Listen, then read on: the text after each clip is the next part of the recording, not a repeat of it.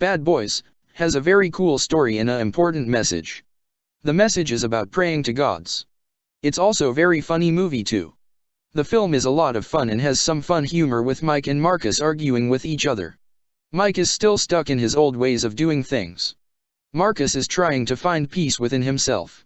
Mike is dragged back into action when his past catches up to him, with the villain this time wanting to get revenge.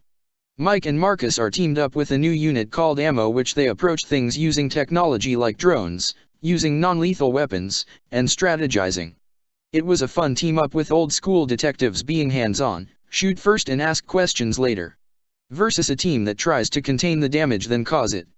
The bad guys in the first two movies were just cardboard cutouts with little to zero motivation, while Marcus and Mike themselves had rather poor character development, relying too much on the ad-libbed chemistry between the stars and the perceived idea of childish cool that they were supposed to exhibit. Bad Boys for Life delivers so much more than that. Not only is the directing more mature and restrained, but the writing is far superior, giving everyone depth, meaningful dialogue, and some really involving conflict and character development. If you are a fan of 21 to 22 Jump Street, then you will experience the same ride. Only this time we have a decent villain with pretty good twist, which solely set up the tension for an epic ending, reminding me of the ending of Beowulf, where they were pretty high stakes. I even felt a vibe of the ending of Under the Red Hood, but the movie itself, Bad Boys, wasn't so dark, disturbing nor deep to delve. This time action is secondary to comedy and even some dramatic moments never present in the previous movies. This time Will Smith left his ego behind and allow Martin Lawrence and Joe Pantoliano to shine. This one has very emotive moment and some brilliant comedy ones. But Lawrence is basically the movie. Without him the movie could not even exist. He is the big motor behind and you miss him when he's not in the screen. The younger police members are basically the young people replacements. Are there but did not change anything or even have some character development. The bad guys are quite okay this time. But sadly the ending was too lazy to squeeze more juice out of the characters.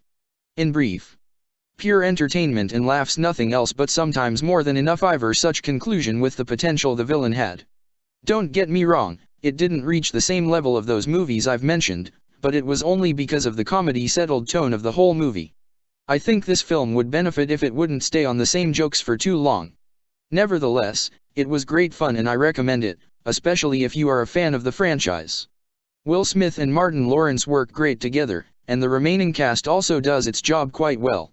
It is a funny popcorn film that should not be taken too seriously, and it also doesn't take itself too seriously, just about the right amount. At the end I believe they set up future sequels, but I'm a little skeptical about where they can take the series from here.